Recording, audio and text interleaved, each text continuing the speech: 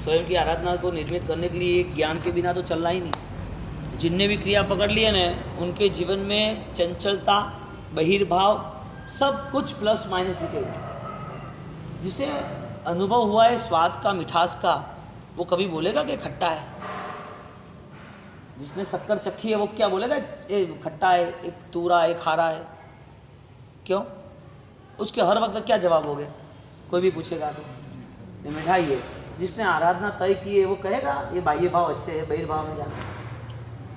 अब जो जो जीव धर्म से जुड़े हैं लेकिन सम्यक ज्ञान से नहीं जुड़े हैं, अब बताओ आत्मा और पुद्गल का भेद बताओ।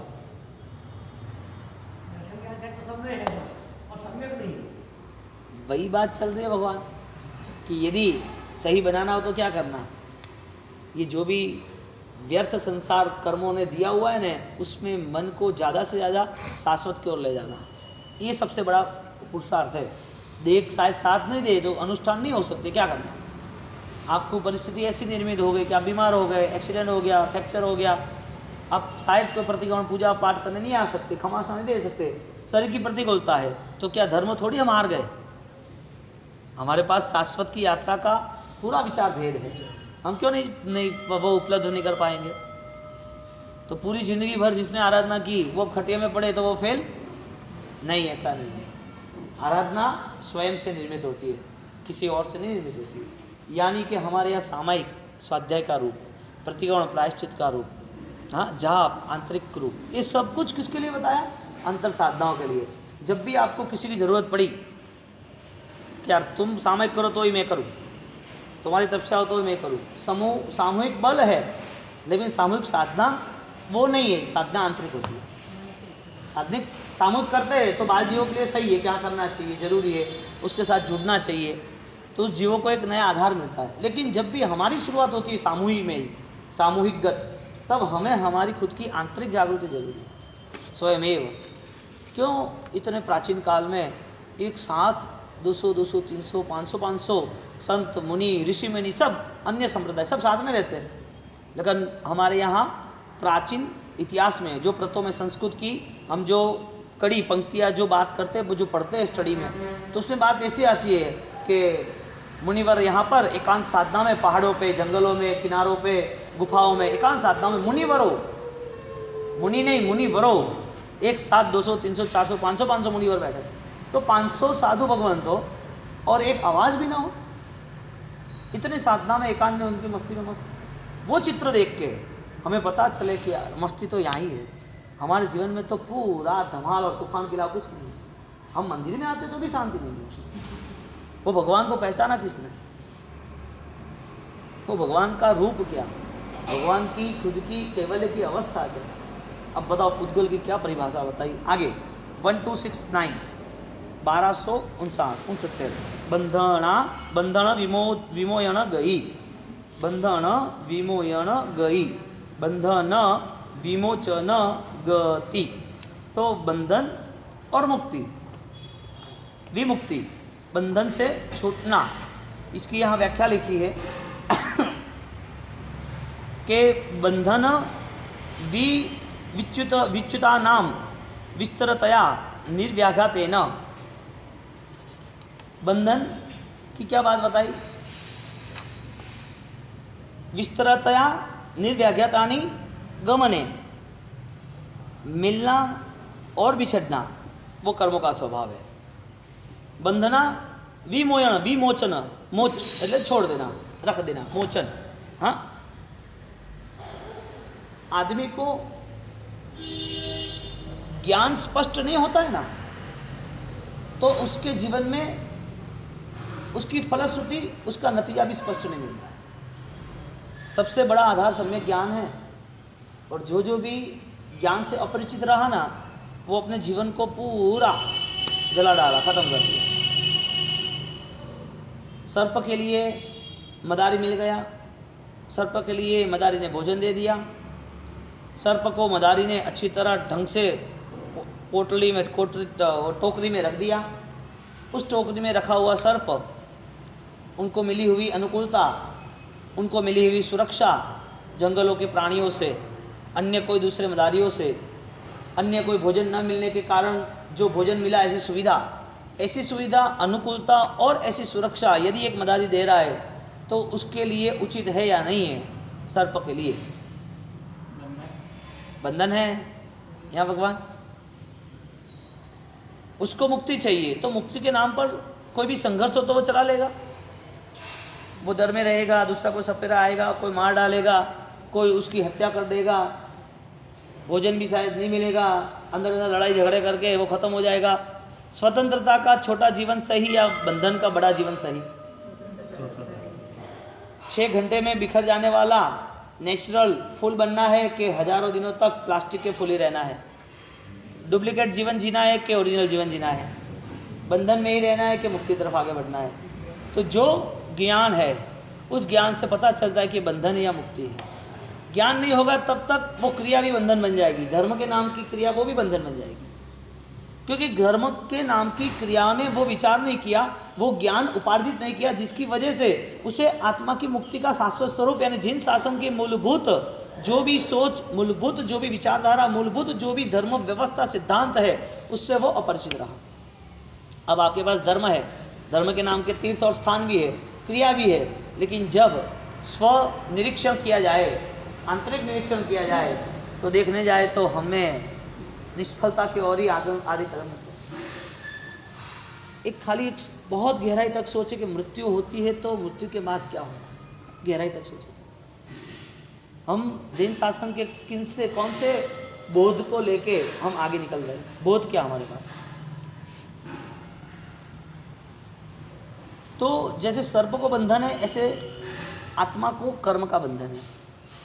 आत्मा को कर्म का बंधन इतना लंबा है कि ये जो मिला है ना, इस सागर में बूंद ही मिला है, इस संसार का चक्रवर्ती का सुख या राजा महाराजा का सुख या देवलोक का सुख, इस संसार में मिला हुआ अद्भुत पैसे का, संपत्ति का, रूप का, बल का, बुद्धि का जो भी सुख है वो सागर में बूंद समान सुख है।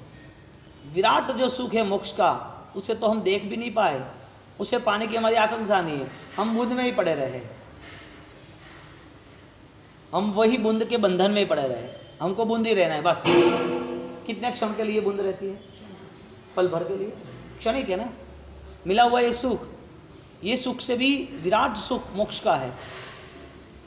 इस सुख में जो भी सुख छिपा हुआ है उसमें मुझे यदि आत्मा की अनुभूति मिल रही है, संसार के सुख में रहने के बाद आपको लगा कि निष्प्रयोग्यता चाहिए, आपको लगा 12 व्रत धारण करने हैं, आपको लगा कि 12 व्रत धारण के साथ मुझे और तप त्याग में जुड़ जाना है, ये जो संसार में रहने के बाद ये सुख का जो आविर्भाव हुआ, ये सुख की जो आकांक्षा अभिलाषा थी, अब एक बूंद का भी ये सुख यदि पता चला तो विराट समुंदर आपके सामने खड़ा ही है। लेकिन पता होना चाहिए बूंद की 2 ही अवस्था है, या तो विराट या तो विनाश।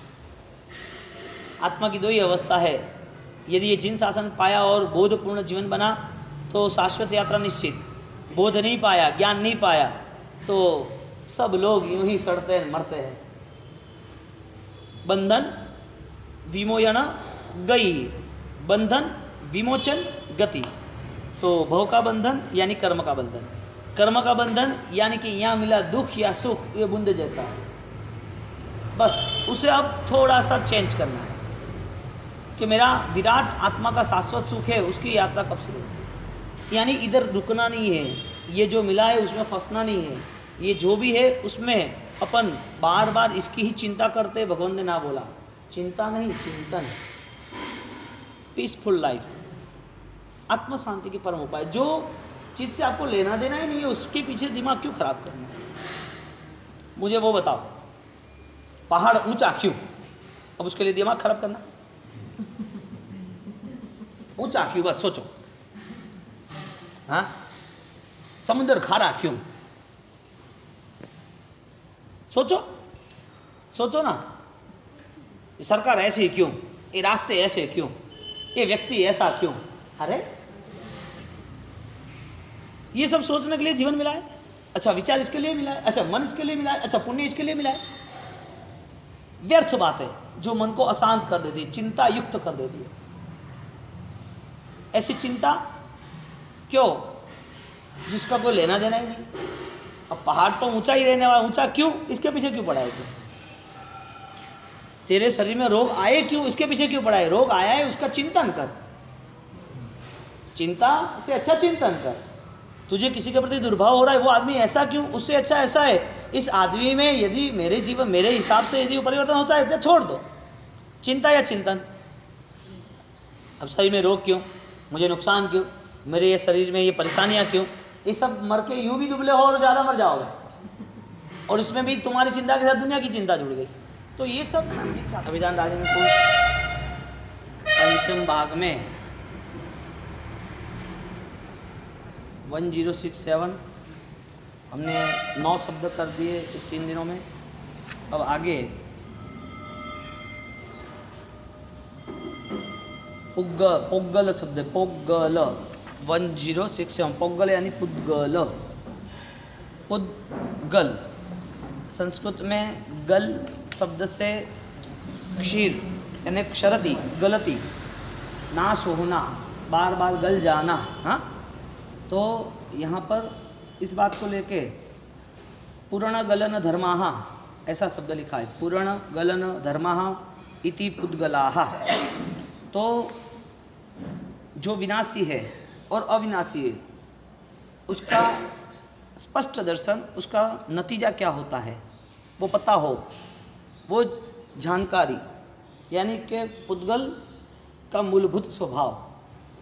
तो दुनिया में जितना भी पूर्ण और गलन है, जो भी विनाशी है और अविनाशी है, उस भेद दृष्टि को सम्यक ज्ञान कहते हैं। ज्ञान का एक विषय वो आत्मा का विषय है। ज्ञान अदृश्य प्रभाव संपन्न है। ज्ञान व्यक्ति को सही रास्ते पे लाकर उनको जीवन में अपने मूलभूत सम्यक दर्शन के करीब लाता है, यानी कि सम्यक ज्ञान।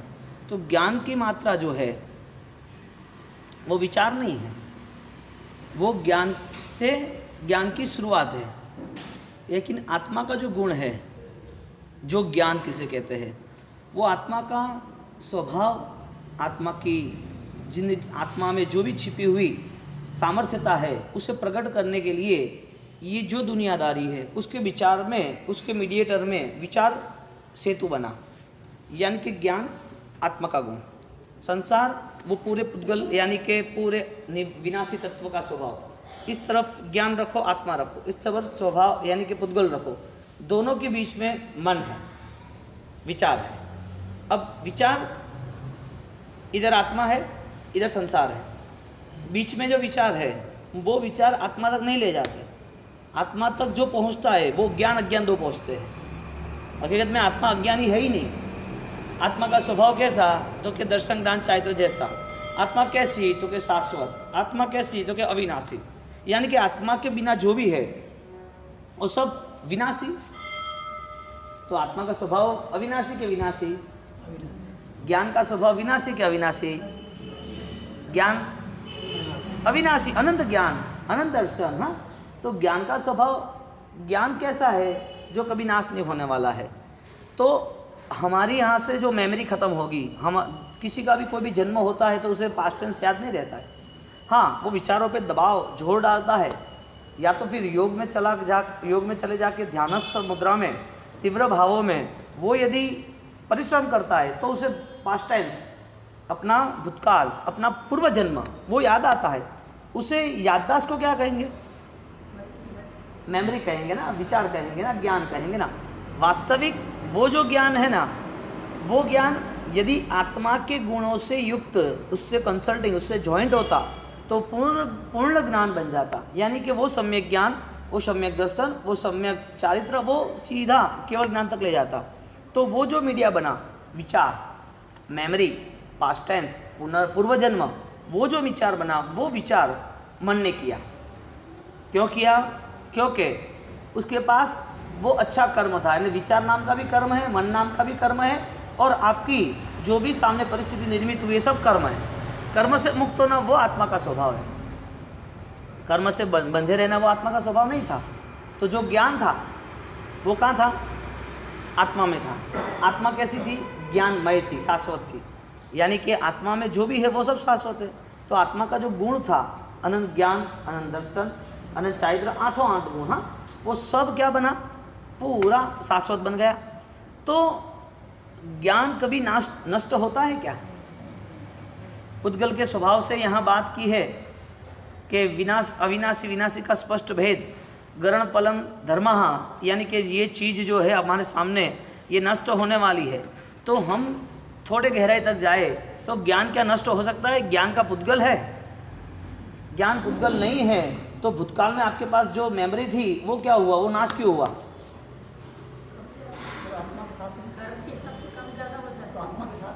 क्या ज्ञान कहाँ गया? आपको भूतकाल याद है? तो वो ज्ञान कहाँ गया? अंदर छिपा हुआ है ना, हाँ अंदर छिपा हुआ उसको जो है अभी है, वो कौन सा है? तो अभी है कौन सा है? अब मजे की बात आती है मामा जी, पकड़िया जी, आप देखो तो इसमें इतना रस प्रचुर अमृत भरा हुआ है। हम सोते न तो पता नहीं चलता कैसे क्या हो जाता। ये मैं जब लिखने बैठा ना तो 3:30 बजे 3 बजे बैठा ना, इन लोगों का पाठ चलता, 6 कहाँ बज गए पता नहीं चला, झन्नाट बंद, और ऐसे ऐसे विचार आते, रुक जाना पड़ता है। अब सोचने जाए अपन कि ज्ञान की बात को लेके, यदि ज्ञान है तो मेमोरी है, मेमोरी है तो मन है, मन है तो पुद्गल है, मन भी पुद्गल है, इसके हिसाब से नष्ट है। तो यदि वो नष्ट है तो वो नाशवंत है, तो पुद्गल है। तो नाशवंत यदि मन है तो मन के साथ जुड़ा विचार नाशवंत है। शाश्वत यदि ज्ञान है तो ज्ञान, आत्मा शाश्वत है तो आत्मा के साथ जुड़ा हुआ ज्ञान भी शाश्वत है। तो हमारे पास जो ज्ञान था वो आत्मा का था या विचारों का था? विचारों का था। तो हमारा ज्ञान हमारी आत्मा की मुक्ति के लिए क्यों नहीं बना? यानी कि हमारे पास विचार भी पुद्गल के, सम्यक ज्ञान के नहीं। हमारा विचार पूरा संसार निर्मित, यानी धर्म आराधना की शुरुआत जो भी हुई वो शाश्वत के लिए हुई नहीं, पुद्गल के लिए हुई। न्याय होता है, न्याय के पदार्थ। मैंने उस दिन प्रमाण की सिद्धि बताई थी। प्रमाण, प्रमाण किसे कहते हैं? कि जहाँ धूम है वहाँ अग्नि है या नहीं है? आपने बोला हाँ है, अब सिद्ध करके बताओ। ठंड की सीजन में धुआं उठता है लेकिन अग्नि नहीं होती, ऐसा हो सकता है?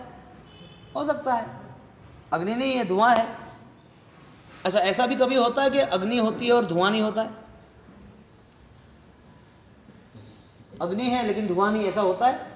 होता है, ऐसा होता है। ज्वालामुखी है तो ज्वालामुखी चल रही है लेकिन वहां धुआं नहीं है। घर में गैस चल रहा है लेकिन धुआं नहीं है। तो आप सिद्धि कैसे कर पाओगे? सिद्धि कैसे कर पाओगे? तो यहां पर वो सिद्धि बताएगी क्या पुद्गल है? तो पुद्गल है तो फिर वो विचार ही पुद्गल है, मन ही पुद्गल है, हाँ या ना? एक जवाब। आप यदि उसको ढूंढने जाते हो तो दूसरा नया क्वेश्चन, पुद्गल है वो नाशवंत है कि शाश्वत है?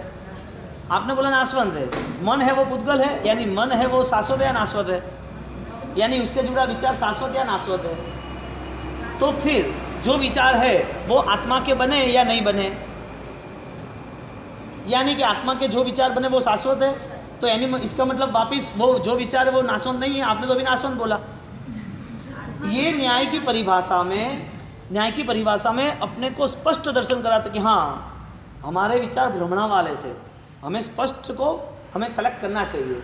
विचार थे वो ज्ञान का अंश था, विचार नाशवंत नहीं थे, विचार शाश्वत भी नहीं थे, लेकिन जो विचार हमें शाश्वत की ओर ले जा रहे वो एक ज्ञान का अंश, वो सहायता थी। जैसे मन सहायक है, मन तो परमात्मा को अंतिम चरण तक होता है, केवल ज्ञान के पहले भी।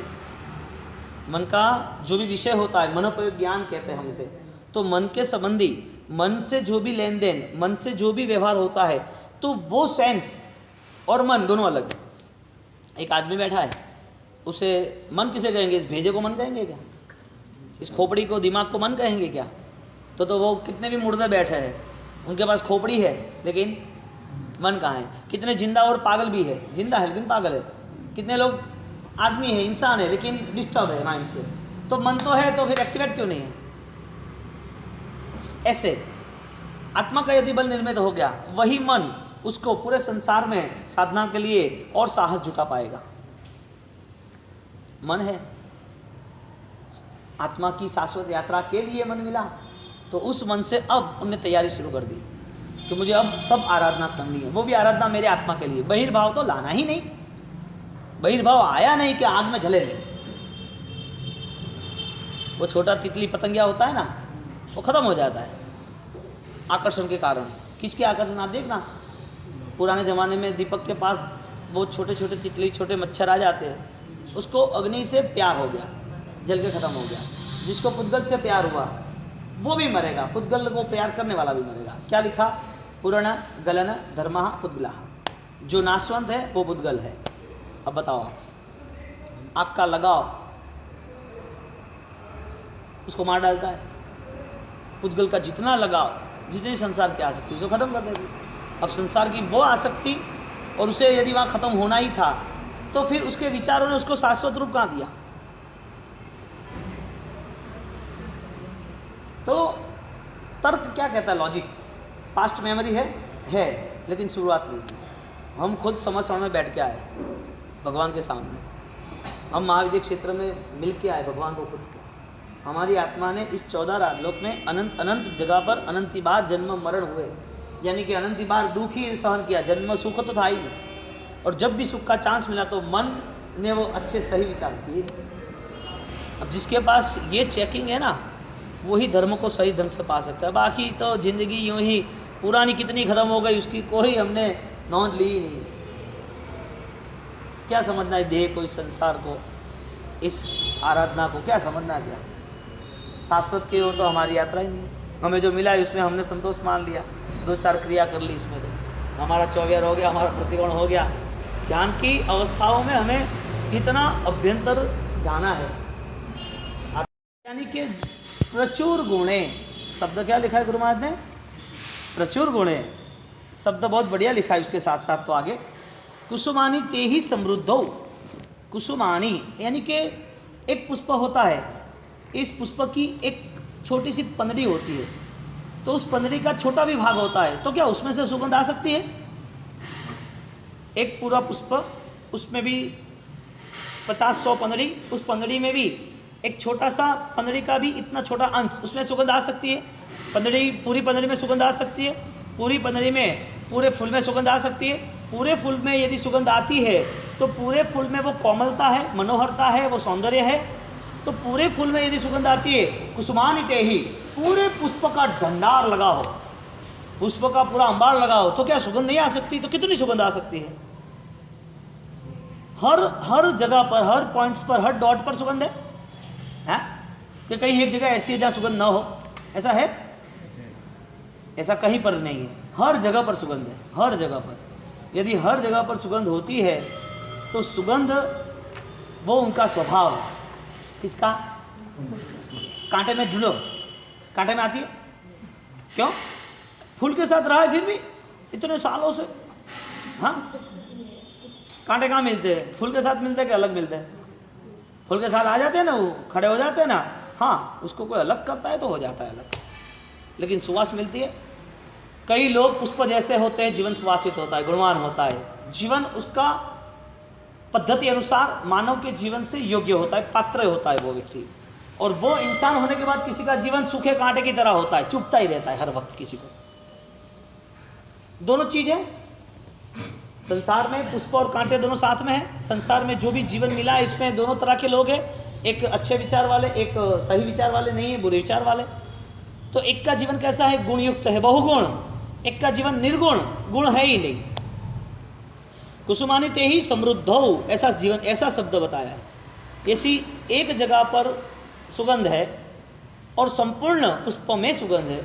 एक व्यक्ति यदि सही गुण, सही प्लस पॉइंट, सार्थक जीवन को यदि पाने की कोशिश करे और उनके विचारों में परिवर्तन करे, तो एक बार परिवर्तन आया, दूसरी बार आया, तो परिवर्तन का सिलसिला चला लंबा, और बार बार परिवर्तन के यानी कि पॉजिटिव पॉइंट तक वो करीब गया, तो उसके जीवन में दुविधा कम होती गई कि नहीं?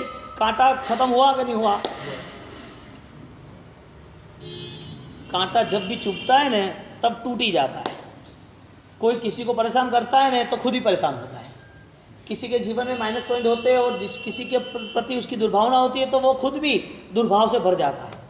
हमारा पूर्ण व्यक्तित्व यानी कि हमारी आत्मा में गुण है, अनंत अनंत गुण है, लेकिन हमारी चुनौती यानी हमारा चुनना, हमारी धारणा, हमारी पकड़ कांटों की रही। यदि मनोहर फूलों की रहती तो, गुलाब की रहती तो, गुण की रहती तो हमारे पास सौंदर्य है, गुणों का, धर्म का, वो हमें सोचना चाहिए। बहुगुण यानी कि महकना, आगे जाके 1303 नंबर का पेज, बहुमान।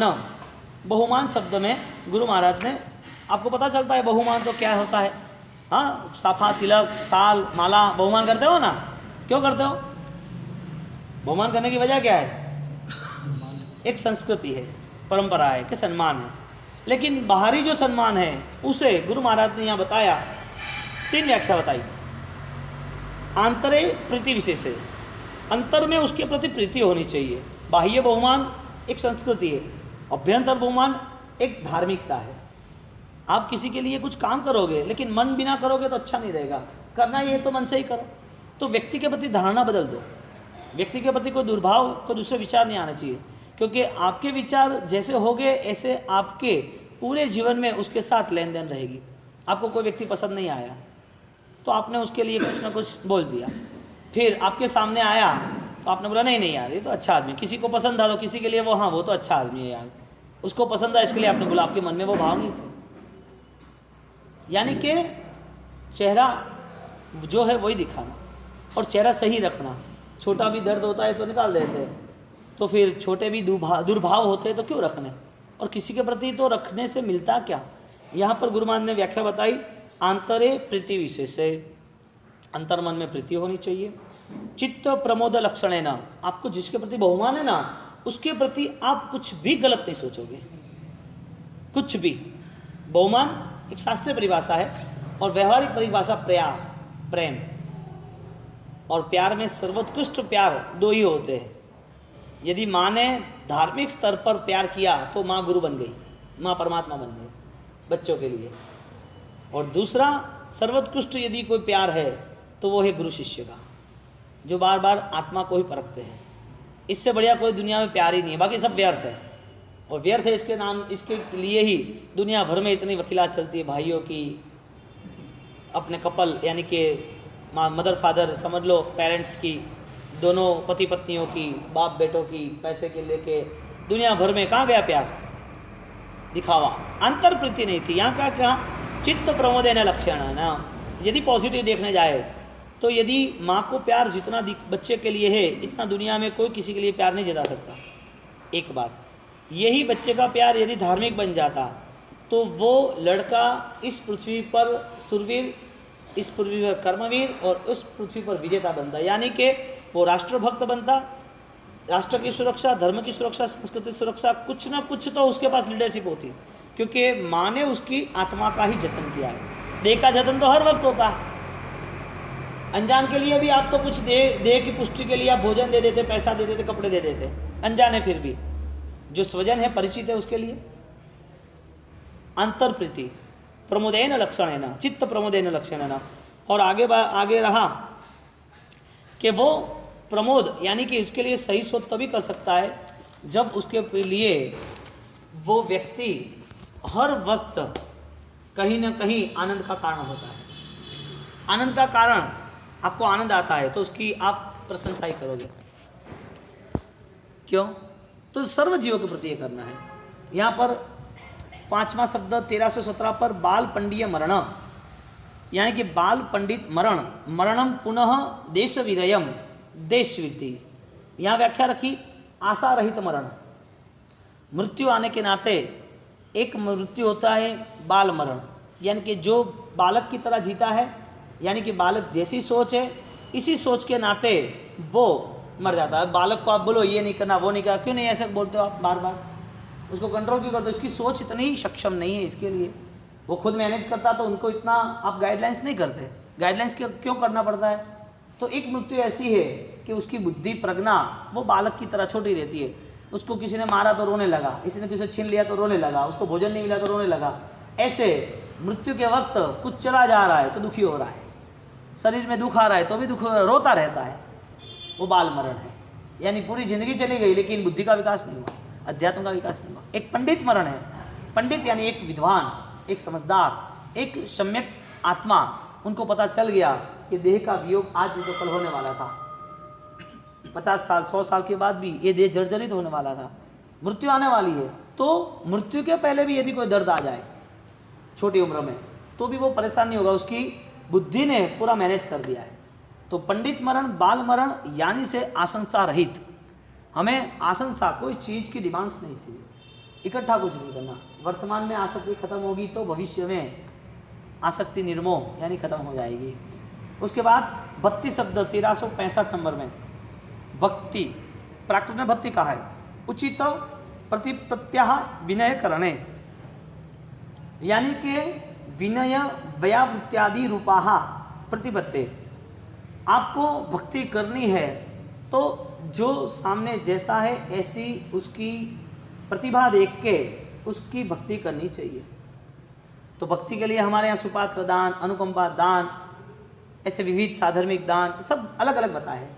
चीज एक ही है, लेकिन देते वक्त आपके मन के भाव क्या है। एक भिखारी को भोजन है, एक साधु को भोजन है, एक परमात्मा को अर्पण है। आप एक ही आम, किसी भिक्षुक को, किसी साधु भगवान को और परमात्मा को, कहीं अनुकंपा के नाम पर पशु को, दान तो है लेकिन दान पे विचार क्या है, वो भक्ति।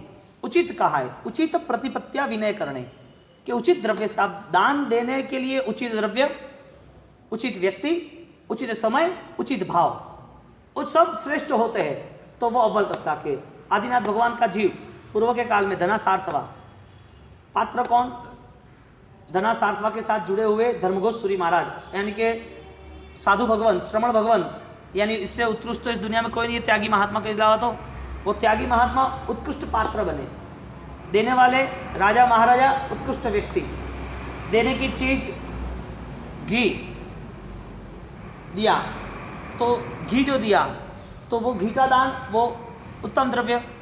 उसके बाद समय भी उत्तम, समय अच्छा था, गोचरी का समय था।